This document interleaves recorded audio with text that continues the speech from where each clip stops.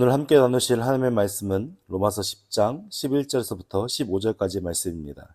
신약성경 253페이지에는 로마서 10장 11절에서부터 15절까지의 말씀을 다 함께 봉독하시겠습니다.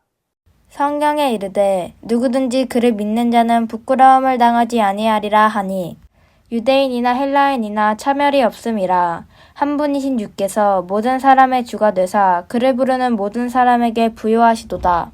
누구든지 주의 이름을 부르는 자는 구원을 받으리라. 그런즉 그들이 믿지 아니하는 이를 어찌 부르리요? 듣지도 못한 이를 어찌 믿으리요? 전파하는 자가 없이 어찌 들으리요? 보내심을 받지 아니하였으면 어찌 전파하리요? 기록된 바 아름답도다. 좋은 소식을 전하는 자들의 발이여 함과 같으니라.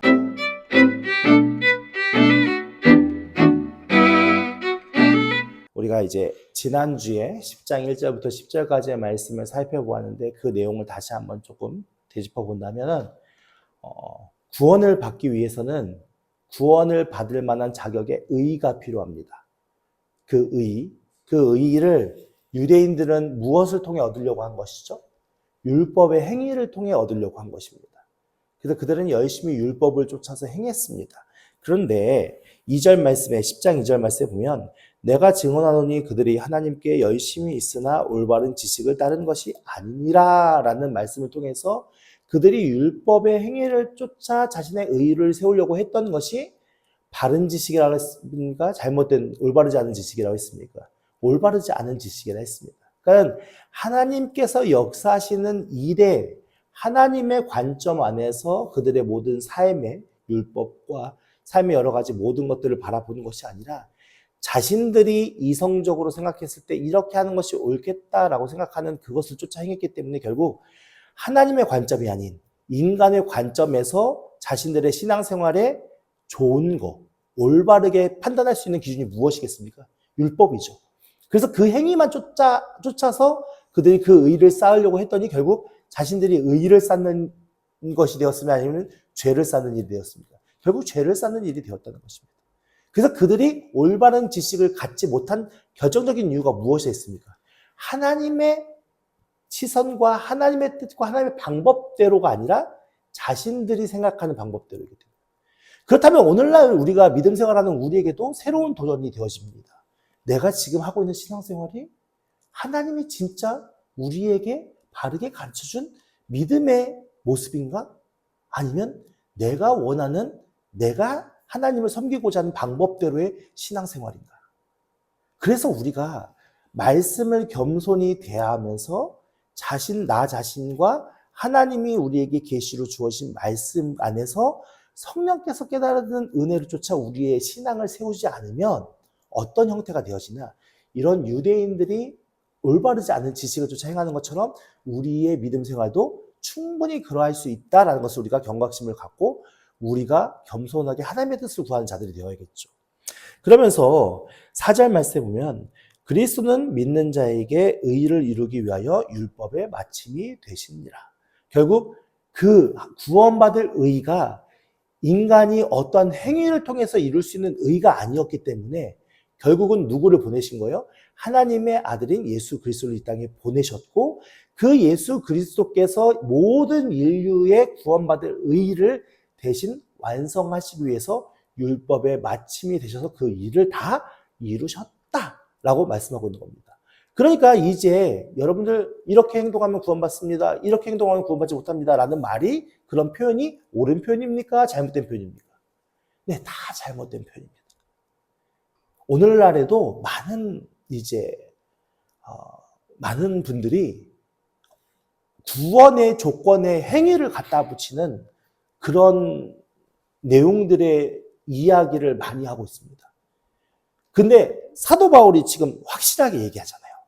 율법의 마침이 되었고 그 구원의 모든 의의를 이루신 분이 예수님이기 때문에 예수님을 믿어서 그 예수 그리스도가 이루어 놓으신 의의가 우리에게 입혀져서 하나님이 그것을 인정하는 칭의가 이루어지지 않으면 구원이 이루어지지 않는 거예요.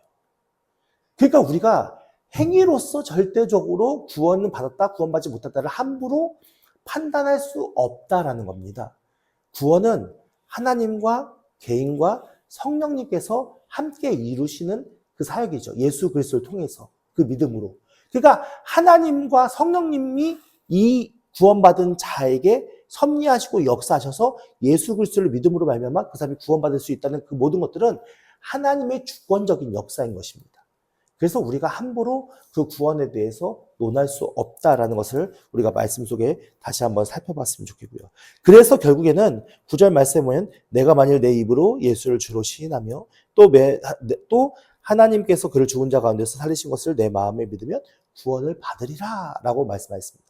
결국은 무엇입니까? 예수 그리스도가 우리를 위해 십자가에 달려 죽으신 것을 믿고 그것을 주로 시인하면 구원을 받을 수 있다. 이 표현이 오늘날 우리에게는 엄청 쉬운 표현이고 이걸 왜 못해? 라고 생각할 수 있는 표현이지만 그 당시 유대인들에게는 그 당시 헬라인들에게는 이 표현이 주로 시인한다는 이 표현이 쉽지 않다라는 것을 말씀드렸습니다. 왜 쉽지 않죠? 여기서 주라는 단어가 쓰여진 의미가 우리는 단순히 주라는 한 글자이지만 이 숫자 가지고 있는 그 당시에 사용했던 것이 무엇이냐면 영어의 경칭으로 선생님이라서 이게 그런 표현이고요. 또 두 번째는 뭡니까? 로마 황제. 황제가 숭배되는 그 상황. 그러니까 로마 황제가 있었는데 황제가 신으로서 이제 숭배되는 그 상황. 그래서 그 황제를 숭배하지 않으면 어떻게 됐죠? 네, 죽임을 당하는 그런 상황입니다. 핍박을 받을 수밖에 없는 상황이었습니다. 그러니까 그 당시에 로마 황제에게 주라는 표현을 썼는데 예수님에게 주라는 표현을 쓰면 결국 어떤 상황이 벌어집니까? 그 황제를 섬기지 않고 예수를 섬기는 것으로 인해서 죽임을 당할 수 있는 그런 상황에 처해 있는 상황에서 주를 표현하는 거예요. 또 한 가지는 뭐죠? 유대인들에게는 주라는 표현은 여호와 하나님을 나타내는 겁니다. 여호와 하나님이 유일신으로 그들에게 계시는데 다른 또 하나님이 있어? 다른 또 신이 있어? 라고 표현하는 것처럼 그들이 느껴지는 거죠. 왜냐하면 이 당시에는 삼위일체 교율이 이런 거에 대해서는 전혀 몰랐잖아요. 지금도 유대인들이 인정하지 않지만. 그러니까 그 유대인들에게 하나님만이 유일신이시고 그 하나님만이 주라는 자신들 주로 고백할 수 있는 유일신이신데 갑자기 예수를 주로 신하라고? 이거는 우리가 지금까지 해왔던 모든 신앙을 배교하는 것과 마찬가지야라는 그런 상황이었기 때문에 주라고 시연하는 게 쉽지 않은 거였어요. 우리가 아무런 종교적인 배경이 없는 상태에서 그래 예수님이 우리 주지라고 표현하는 것과 그걸 고백하는 것과 그들이 정말 죽을 수밖에 없는 그런 환경, 자신의 공동체에서 배교당해서 어떤 핍박과 환난 가운데 있을 수밖에 없는 그런 환경 속에서 주로 고백하는 것은 쉽지 않은 문제였다는 거죠. 근데 그들이 그들의 예수 그리스도를 마음에 믿어서 정말 입술로 주로 시인해? 그것이 진짜 믿음이라는 거예요. 그러니까 우리가 단순하게 그냥 예수님이 우리 구주야 라고 쉽게 표현하는 그런 과정의 일들이 아니었다라는 것을 우리가 그 상황을 통해서 충분히 인지할 수 있는 것이죠. 그러니까 우리가 그 신앙이 그냥 단순히 교회에 와서 일정간의 시간에서 함께 예배를 드리면서 하나님에 대한 것과 예수 그리스도에 대한 지식이 쌓여졌다고 그가 믿는 건 아니거든요. 진짜 믿음이라는 것은 하나님께서 그 사람의 마음속에 역사하셔서 믿어지게 하시는 거예요. 이거는 누구의 강요로 되는 문제가 아닌 것이죠. 예, 본인과 하나님과의 관계 속에서 이루어져야 할 일인 거예요. 그래서 어떤 사람들은 쉽게 예수 그리스도를 받아들이는 사람도 있지만 어떤 사람들은 정말 오랜 세월에 걸쳐서 70년, 80년에 걸쳐서 그렇게 마지막 때에 하나님을 고백하는 분들도 계시잖아요. 그러니까 이거는 누가 옳다, 나쁘다, 이게 바르다, 이게 맞다, 틀리다라고 이야기할 수 있는 부분이 전혀 아니라는 것을 우리가 알 수 있는 것이죠. 그래서 우리가 예수를 믿고 주로 시인하는 게 얼마나 귀한 일이고 얼마나 감사한 일인지를 우리가 깨달아 알아야 하는 거죠. 이러한 관점을 가지고 오늘 말씀으로 다시 돌아와 보면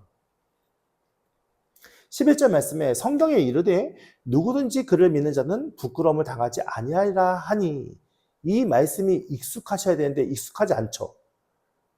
언제 봤을까요? 이 말씀 어디서 봤을까요? 네, 지지난주에 봤거든요. 네, 9장 33절 말씀에 보면 9장 33절 마지막 절이죠. 기록된 바 보라 내가 걸림돌과 거치는 바위를 시온에 두노니 그를 믿는 자는 부끄러움을 당하지 아니하리라라다 함과 같으니라. 이게 이사야 28장 16절 말씀의 내용을 그대로 똑같이 인용한 건데 예수 그리스도를 믿는 자, 그죠? 예수 그리스도를 믿는 자는 무엇을 당하지 않는데요? 부끄러움을 당하지 않는데요. 그럼 예수 그리스도를 믿으려면 어떻게 되죠? 입으로 시인해야 되잖아요. 그러니까 마음으로 예수 그리스도를 믿는 것이고 입으로 시인하는 것은 공적으로 많은 사람들 앞에서 자기가 입술로 증언하는 것이거든요. 제가 아까도 말씀드렸듯이 이게 쉬운 일이 아닌, 쉬운 문제가 아니라는 것을 여러분 잘 아시겠죠. 그러니까 내게 지금 어떠한 핍박과 환란이 닥쳐도 나는 예수를 주로 시인하면 믿을 거야 라는 신앙의 그런 결의와 마음의 그런 본질적인 마음의 상태가 되어야 이 표현이 되어지는 거예요. 그렇다면 오늘날 우리가 정부에서 갑자기 어느 날 종교를 탄압하기 시작했고 기독교를 믿는 사람들은 다 가만두지 않고 감옥에 가두고 어떻게 보면 처형당할 거다라는 법이 선포됐다고 생각해 보세요. 그 속에서도 우리가 예수님이 우리 주야 라고 시인할 수 있는 신앙인이 우리의 모습입니까? 이것도 쉽게 얘기할 수 없어요. 이게 왜 어렵냐면요. 우리가 의식적으로 믿는 신앙의 삶은 얼마든지 우리의 종교의 영역 속에서 나타날 수 있어요. 그러니까 내가 그것을 다 온전히 고백하지 못해도 내가 어느 정도의 지식과 어느 정도의 마음만 있으면 내가 신앙 진짜 믿는 사람인 척 살아갈 수 있어요. 근데 중요한 건요. 우리 앞에 그 신앙에 정말 위협이 다가왔을 때 그걸 믿고 지킬 수 있느냐? 이게 진짜 믿음이잖아요. 근데 우리는 그런 상황에 놓여 있지 않으니까 쉽게 그게 표현될 수 없는 거죠. 근데 이 당시에 초대교회인들은 어떤 상황이라고요? 이야기하면 잡혀가고 이야기하면 죽는 상황이니까. 그럼에도 불구하고 그들의 마음속에 믿는데요. 그러면 그들이 설사 예를 들어서 믿었다고 해서 잡혀가서 죽임을 당했어요. 그러면 그 사람이 내세울 게 뭐가 있습니까? 아무것도 없잖아요. 다른 사람, 믿지 않는 사람들을 눈에 볼 때는 아유 저 어리석은 사람 왜 저러고 왜 저렇게 그냥 부인하고 그냥 편안하게 살지 왜 저렇게 끝까지 저걸 고집부려가지고 저렇게 죽임을 당해? 라고 조롱당할 수 있는 거잖아요. 근데 지금 성경에는 뭐라고 얘기했습니까? 부끄러움을 당하지 아니하리라 라고 얘기하는 게 이게 그 모든 상황이 하나님께서 보호하시고 감싸주시고 싸매주셔서 이 사람을 모든 사람들 앞에서 구원으로 역사 이런 이야기를 하는 게 아니잖아요. 결국 무엇을 말씀하는 거겠습니까? 인간은 종국에는 이 세상의 삶을 끝내고 하나님의 심판대 앞에 서게 되는데 그 하나님의 심판대 앞에서 무엇을 당하지 않는다고요? 부끄러움을 당하지 않는다. 결국 하나님 앞에 심판대 앞에서 부끄러움을 당하지 않는다는 표현은 무엇을 얘기하는 거겠습니까? 자신이 신앙이 그 예수 그리스도의 그 믿음이 참된 구원의 은혜로 그의 삶을 이끌어서 하나님 나라의 백성으로 그렇게 영원한 천국으로 인도함을 받는다라는 것 아니겠습니까? 그러니까 오늘날 우리가 신앙생활을 하는 것이 단순히 하나님을 섬기고 하나님을 예배하고 내가 예수 그리스도를 주로 신인하는 것이 단순히 예배 자리에 앉아서 예배드리는 그런 하나의 행위로서 모든 것이 끝나버린다라고 생각하면 큰 착각인 거예요. 우리가 지난주에 우리가 차별금지법을 반대하는 연합예배에 참석했잖아요. 그 예배 참석하고 와서 매스컴에서 많은 이야기들이 있었잖아요. 벌써 기독교 안에서도 왜 그런 예배를 드렸냐 치타하는 사람도 있고 어떤 사람들은 너무 잘했다. 그래서 이런 좋은 일들이 많이 파생되고 있다. 이런 이야기도 많이 나오고 있어요. 그리고 어떤 매스컴에서는 왜 쓸데없이 교통혼잡을 일으키면서 그런 집회를 하냐라고 얘기하는 매스컴도 있고 어떤 집회에서는 동성애 반대에 대한 이야기도 거론하고 있어요. 그러니까 사람들은 여러 가지 많은 반응들을 내세우고 있어요. 근데 그 가운데서 우리가 진짜 예수님을 주라 시인하는 자의 모습에서 믿음으로 하나님 앞에 나가고 있느냐? 이게 중요한 관점이거든요. 그러니까 세상이 좋은 현상이 나타나든 나쁜 현상이 나타나든 중요한 것이 아니라 오늘 우리의 마음과 믿음 속에 진짜 어떤 상황과 순간 속에서도 당신은 예수를 주로 시인할 것입니까? 그게 우리의 믿음의 실력이라고. 그러니까 우리가 오늘날 하나님과의 교제가 이루어지지 않으면, 그죠? 하나님의 그 성령께서 우리 가운데 역사하시는 은혜의 일들이 우리의 삶 속에 체험되어지고 체득되어지고 그 하나님의 일들이 우리 안에 충분하게 쌓여있지 않으면 우리는 신할 수 있을까요? 아니요, 제가 볼 때는 거의 불가능할 것 같아요. 그래서 여러분들이 정말 우리 교회만큼만이라도 믿음 생활과 신앙 생활이라는 것 자체가 행위의 관점으로 얘기하고 논하지 않았으면 좋겠어요. 왜 우리는 이거 안 해요? 왜 우리는 저거 안 해요? 이게 중요한 게 아니고요. 지금 내가 하나님과 얼마나 친밀한 교제 안에서 그 하나님과 동행하는 삶 속에 내 안에 예수 그리스도를 주로 시인할 수 있는 그 믿음의 확신이 또렷하게 있는가가 중요한 거예요. 이것이 우리 안에 중요한 목표점이 되었으면 좋겠어요. 우리 교회 이름이 함께 지어져가는 교회잖아요. 하나님께서 우리 교회 이름을 함께 지어져가는 교회라고 허락하신 이유는 뭐냐면 예수 그리스도가 우리가 하나님이 거하실 초소가 되기 위해서 그 예수 그리스도 안에서 성령 안에서 우리가 함께 세워져가는 은혜가 있기를 그런 교회로 세워지기를 바라는 뜻에서 우리 교회에 이름을 주셨다고 저는 믿어요. 그러니까 우리에게 가장 중요한 것은 무엇일까요? 행위가 중요한 것이 아니라 행위가 중요하지 않으면 또 오해하실 수 있으니까 행위에 앞서서 우리의 믿음이 정말 튼튼하게 강건하게 정금 같은 믿음으로 세워진 은혜 안에서 그것이 밑바탕이 된 상태에서 우리가 주를 위해 섬기고 주를 사랑하는 마음으로 봉사하고 주를 사랑하는 마음으로 헌신하면 시험에 들까요, 안 들까요? 네, 시험에 들라 해도 들 수가 없는 상황인 거죠. 네, 그런 믿음의 사람들로 우리가 세워지기를 예수님으로 축원드립니다. 자, 그 다음 말씀 볼까요? 12절 말씀에 이 하나님의 구원의 역사가 유대인이나 헬라인이나 차별이 없대요. 유대인들의 신앙 속에는 차별이 있었을까요? 없었을까요? 예, 있었어요. 왜냐하면 유대인들은요, 하나님 앞에서 자신들만 구원받은 백성이라는 우월감이 있어서 그것이 선민의식으로 나타났거든요. 근데 그것이 과거 1세기 그 시대뿐만 아니라 오늘날에도 마찬가지예요. 제가 여러분들 설교할 때 말씀드렸는데 벌써 몇 년인가요? 한 6, 7년 전에 제가 성지순례를 이스라엘로 갔다 올 수 있는 기회가 있어서 다녀왔는데 그 당시에 저희 가이드했던 선교사님이 얘기해 주신 이야기요. 자기 동료 선교사가 이스라엘에 이제 공부하러, 그러니까 이스라엘 역사와 문화를 공부하기 위해서, 신학적으로 공부하기 위해서 이제 그쪽으로 이제 와서 유학 생활을 하고 있었는데 마트에 가서 장을 봤대요. 마트에 장을 보고 왔는데 어떤 일이 있었냐면 거스름돈이 나왔거든요.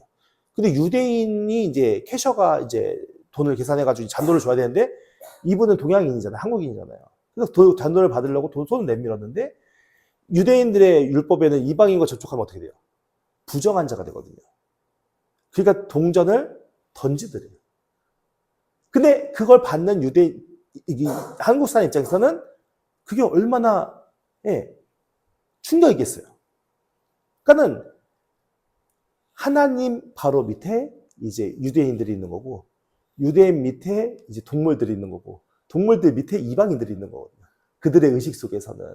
그러니까 그만큼 그들에게는 차별이 있었고 선민의월 의식이 있어서 그들만이 유일하게 하나님이 선택된 자고 선택된 구원을 받을 수 있다라는 착각 속에 살았죠. 실상 하나님께서는 그렇게 말씀하지 않으셨거든요. 우리가 지난번에도 말씀을 통해 살펴본 것처럼 이미 구약의 많은 예언의 말씀들을 통해서 유대인뿐만 아니라 이방인들에게도 구원이 임할 것이라는 하나님의 예언의 말씀을 주셨고 그것을 통해서 하나님께서는 끊임없이 그 일을 해가셨는데 아직도 그들은 어떻게 해요? 하나님을 오해하고 잘못된 올바르지 않은 지식을 쫓는 것을 통해서 그들이 참되게 이 자신들의 선민의식을 내려놓지 못하고 아직도 그런 상황 속에 놓여 있다는 것을 우리가 상황을 통해 볼 수 있지 않습니까? 그러면서 차별이 없는 하나님의 구원의 보편성에 대해서 설명하고 있는데 한 분이신 주께서 모든 사람의 주가 되시는 거예요. 그 한 분이신 주가 중요한 건데 이 한 분이신 주는 완전한 사람이기도 하고 완전한 하나님이기도 한 분입니다. 그러니까 하나님의 거룩함이 있기 때문에 모든 인류를 대신한 하나님의 어린 양의 희생 제물로 드려질 수 있는 것이고 그가 완전한 인간이기 때문에 모든 인간을 대표해서 하나님 앞에 완전한 의를 이룰 수 있는 그런 자격이 주어지는 거예요. 그래서 이 한 분이신 주께서 모든 사람의 무엇이 됐다고요? 주가 됐다고요. 그래서 그가 완성시키는 그 의를 통해서 우리가 하나님 나라에 들어갈 수 있는 자격이 주어지는데 그를 부르는 모든 사람에게 어떻게 하신다고요? 부욕해 하신대요. 궁핍하고 가난하게 하시는 게 아니라 그 주를 부르는 모든 사람에게 물질적으로 부욕해 한다는 건가요? 갑자기 막 돈이 현금이 쏟아지나요? 아니잖아요. 이 부욕해 한다는 말은 철저하게 무엇을 얘기합니까? 영적으로 부욕해 한다는 거예요. 어떤 상황과 환경 속에도 흔들리지 않는 믿음으로 그 사람을 세워서 완전한 구원으로 역사하신다는 거죠. 그래서 초대교회의 기독교인들이 그렇게 로마 황제에게 잡혀가서 많은 사람들이 수없이 죽임을 당하는 그 현장 속에서도 정말 많은 사람들이 자신의 신앙을 끝까지 지켰던, 왜 그랬습니까? 이 예수가 거짓이고 그 예수로 말미암아 구원받는 그것이 거짓이라면 어떻게 그렇게 많은 사람들이 자신의 삶을 그냥 내어 던지면서 그렇게 그 주를 시인하면서 끝까지 신앙을 지킬 수 있었겠습니까? 그것은 진짜 살아계신 하나님의 은혜였고 그 예수 그리스도를 통한 구원이 사실이기 때문에 그런 거죠. 진리이기 때문에 그런 거죠.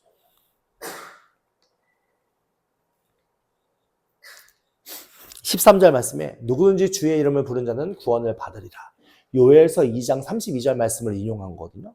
그러니까 요엘 선지자는 예수님 오시기 9세기경, BC 9세기경, 그러니까 900년 전에 활동하던 사람이에요. 선지자예요. 근데 그때도 주의 이름을 부른 자는 구원을 받으리라. 근데 1세기의 바울 상황에서도 주의 이름을 부른 자는 구원을 받으리라. 오늘 21세기에 있는 우리도 주의 이름을 부른 자는 구원을 받으리라가 진리의 말씀이거든요. 그러니까 이것은 변함없는 하나님의 구원의 역사예요. 근데 오늘날에는 이 구원의 역사를 어떻게 해요? 이 진리의 말씀을 무너뜨리기 위해서 많은 도전들이 있는데 그 가운데 가장 우리에게 위협적인 도전이 뭡니까? 네, 종교다원주의예요. 우리가 WCC를 반대하는 이유? 그것이 뭐냐면 종교다원주의. 제가 어떤 영상을 짤막하게 이게 쇼츠 같은 영상을 하나 본 게 있는데 거기에 뭐냐면 어떤 여자분이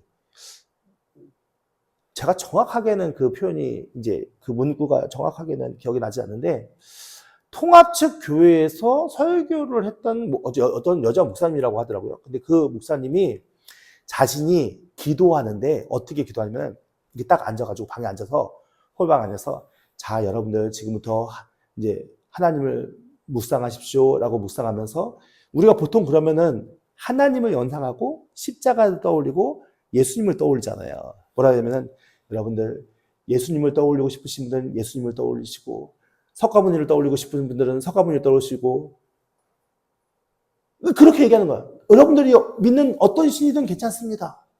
그 신은 다 하나입니다. 이게 사람들에게는 얼마나 그럴듯한 얘기예요.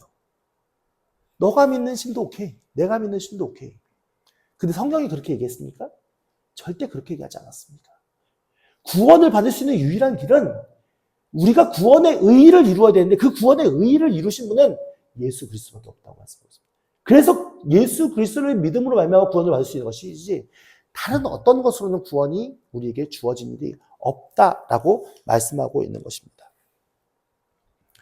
그래서 이것이 우리에게 절대 흔들리지 않는 구원의 복음의 진리인 것이 이것만큼은 우리가 절대 무너지면 안 되거든요. 그래서 우리가 WCC를 반대하는 이유가 여기에 있는 것입니다.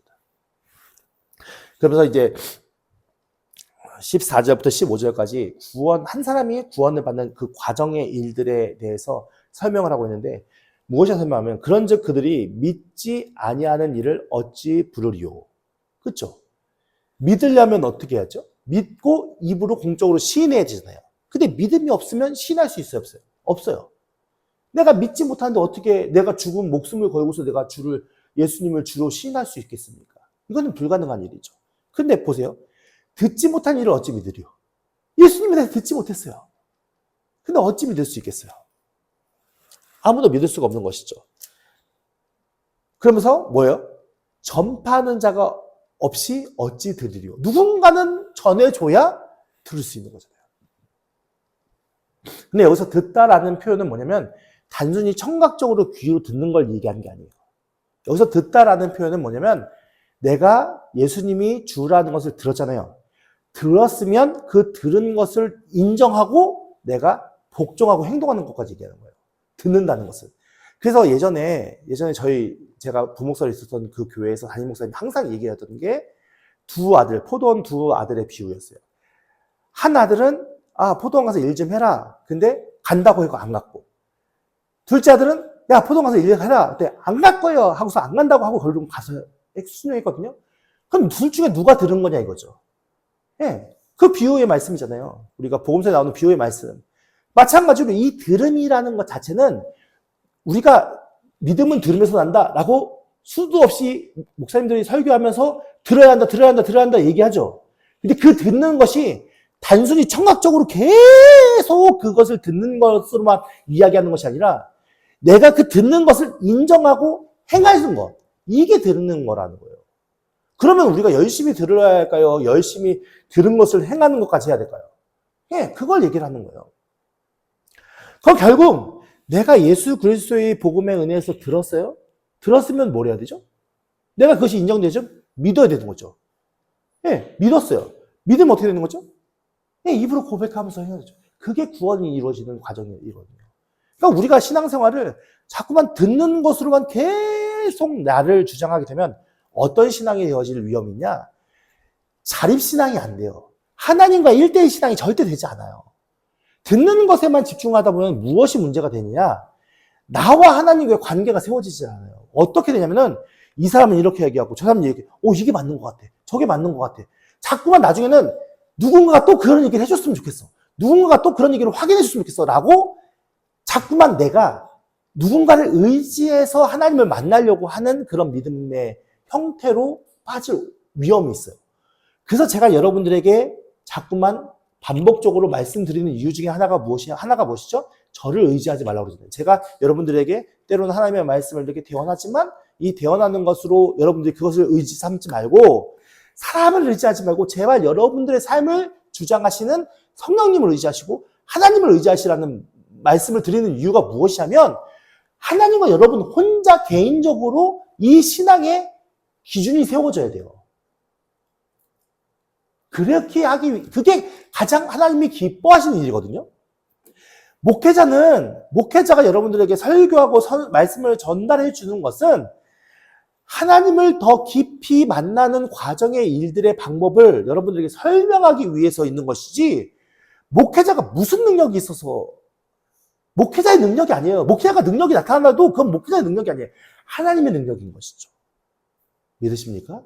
그래서 여러분들이 정말 하나님 관계를 그렇게 바르게 세워갈 수 있는 은혜가 있기를 예수님을 축원드립니다. 어떤 누구를 의지하지 마세요. 어떤 누구. 하나님의 성령께서 하시는 말씀에 귀를 기울이시고 하나님께서 우리의 마음 가운데 조명해 주시는 그 은혜를 귀담아 담아 두시고 그것이 우리의 마음 가운데 딱 새겨지면서 나의 삶이 그 말씀에 복종하고 순종하는 삶으로 세워지면 그것이 가장 여러분들에게 복되고 귀한 믿음의 삶이라는 것을 절대 잊지 않는 우리 성도님들 되시게 되시면 축원드립니다. 그리고 오늘 14절 마지막에 전파하는 자가 없이는 어떻게 들으리오라고 말씀하시잖아요. 이 전파하는 자는 쉽게 얘기하면 우리가 드라마나 옛날 사극 보면은 전령이죠, 전령이. 전쟁에 나가서 이겼어요. 그러면은 이겼으면 어떡하죠? 전령이 열심히 뛰어서 왕에게 가서 저희가 이겼습니다 막 알려주잖아요. 마찬가지거든요. 이 전령을 생각하시면 돼요. 근데 이 전령이 하는 일들이 몇 가지가 중요한 책임도 있는데 먼저 자신이 받은 메시지를 정확하게 숙지하고 있어야 돼요.